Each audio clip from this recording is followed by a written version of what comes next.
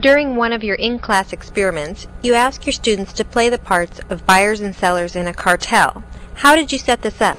The cartel experiment is a real interesting one. Up until this point, students have been participating in experiments that are representing competitive markets. And so we've done a whole series, 3, maybe 4 or 5 experiments leading up to this one, where they've played the role of buyers and sellers, where they've been fairly evenly matched. There's been roughly an equal number of buyers and an equal number of sellers. That leads to certain economic outcomes. In this particular experiment, we take all the students, they all play the role of buyers, and then a few of them are pulled out of the class to act as sellers. And so we have an unbalanced situation where the sellers have quite a bit of market power and they have an ability to set price. We run through a series of different scenarios where any agreements that the sellers come to are either enforced or not enforced by myself as the market manager. It leads to some interesting results. In the first case, where the sellers have their agreements enforced, they're able to approximate a monopoly outcome, a cartel outcome, quite easily. What you have to do is, it's up to you guys to make any sort of agreement that you want as far as price and or quantity. In this session, whatever price these folks decide to post, they cannot change. Alright, so go ahead, come up and buy. You probably should. Yes.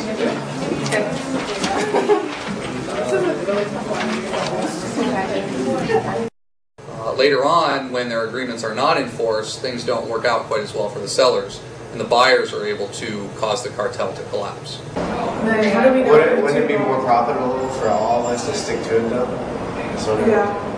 Well, as a group, yeah, but you know, some people like it selfish.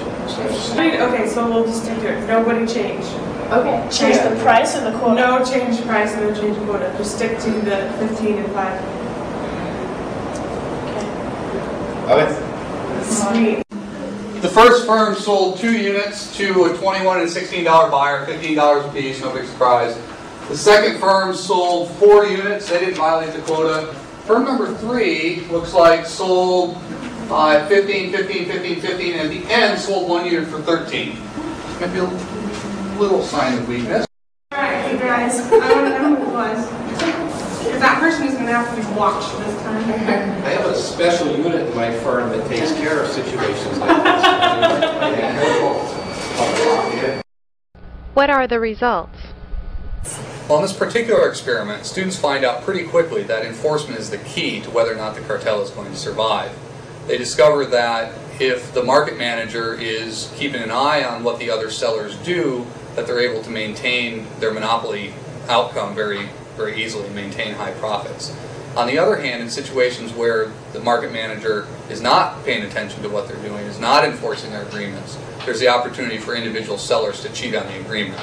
And sometimes it takes a little bit of coaxing on the part of buyers, and sometimes the sellers are able to hold firm for a while. But after a couple repetitions, the market usually crashes back down to the competitive equilibrium, which is exactly what we